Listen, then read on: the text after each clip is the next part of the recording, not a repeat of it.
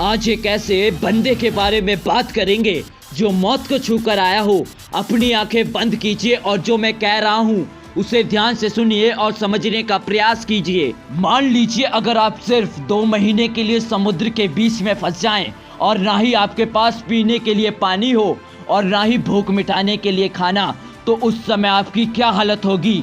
आपको पूरे 60 दिन एक 7 इंच की नाव में बिताने होंगे। एक बार ऐसा सोच कर देखिए, क्या खौफनाक मंजर होगा ना वो। इससे भी दर्दनाक घटना मैक्सिको में रहने वाले जॉस सैल्वाडोर अल्वरंगा के साथ हुई थी।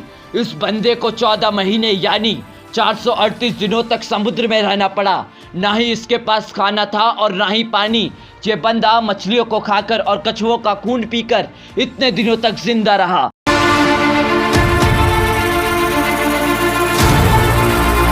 तो इस कहानी की शुरुआत होती है 17 नवंबर 2012 को। इस दिन जॉस सैल्वाडोर और उसका एक दोस्त मछली पकड़ने के लिए पैसिफिक ओशियन में जा रहे थे। उस दिन समुद्र ऐसा लग रहा था जैसे कि एक भयंकर तूफान आने वाला हो। इन दोनों दोस्तों ने सभी जरूरी सामान को बोट में रख लिया था और अपनी यात्रा शुरू कर दी थी। जॉस सैल्वाडोर का प्लान था कि वो ऑक्टोपस और स्टारफिश जैसी मछलियों को पकड़ेगा जिनकी मार्केट में कीमत बहुत ज्यादा अच्छी है। जब ये दोनों मछलियों को पकड़ रहे थे तो उस समय एक भयंकर तूफान आ गया जिसके कारण इन्हें मैक्सिको की ओर वापस जाना पड़ा। लेकिन ये दोनों समुद्र के बहुत ज्यादा अंदर आ चुके थे और उस समय रात भी हो चुकी थी। इन्हें अपने घर पहुंचने के लिए लगभग 6 घंटों का समय लगने वाला था। सुबह के समय जॉस और उसके दोस्त को अपने गांव के बड़े बड़े पहाड़ नजर आ रहे थे। अब वो अपने गांव से सिर्फ 27 किलोमीटर ही दूर थे। सारी रात उस तूफान से लड़ने के बाद इनके चेहरों पर कुछ अलग ही खुशी झलक रही थी, लेकिन कुदरत को तो कुछ और ही मंजूर था। थोड़ा सा आगे जाते ही नाव की मोटर से धुआं निकलने लगा और इनकी नाव एक जगह पर आकर रुक गई। ना ही इनके पास कोई औजार था जिससे अपनी नाव को ठीक कर सकें। फिर से तूफान चलने लगा और हवाओं ने देखते ही देखते इनकी नाव का रुख बदल दिया, जिसके कारण इनकी नाव पैसिफिक ओशियन के बहुत ज्यादा अंदर जा चुकी थी। ना ही उस समय उनकी बोट काम कर रही थी, बस वो एक जगह पर आकर रुक गई थी।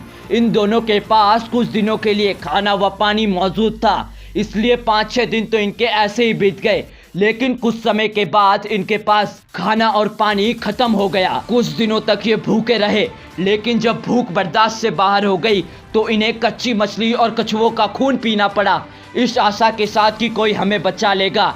ऐसे ही दिन बीतते रहे जब एक दिन जॉस के दोस्त ने एक बीमार कछुआ खा लिया, जिसके कारण उसकी मौत हो गई।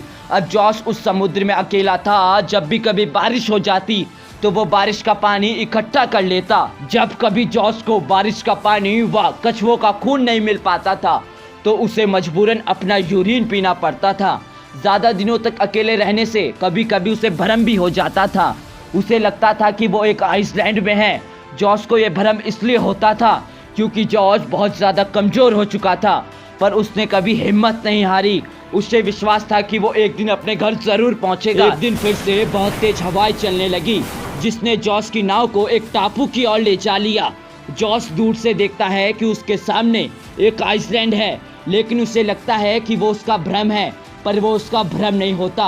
अब जॉस के अंदर जितनी भी ताकत होती है वो उसे नाव चलाने में लगा देता है।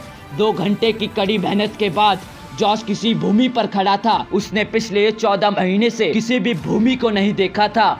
वो इतना ज्यादा कमजोर हो चुका था कि वो ठीक से चल भी नहीं पा रहा था, लेकिन वो चला। उस आइसलैंड पर एक घर था जिसे जाकर जॉस ने खटखटाया और बताया कि मैं 14 महीने से समुद्र में घूम रहा हूँ। अगर अपने ऊपर विश्वास रखोगे तो किसी भी बड़ी चुनौती को आसानी से पार कर पाओगे।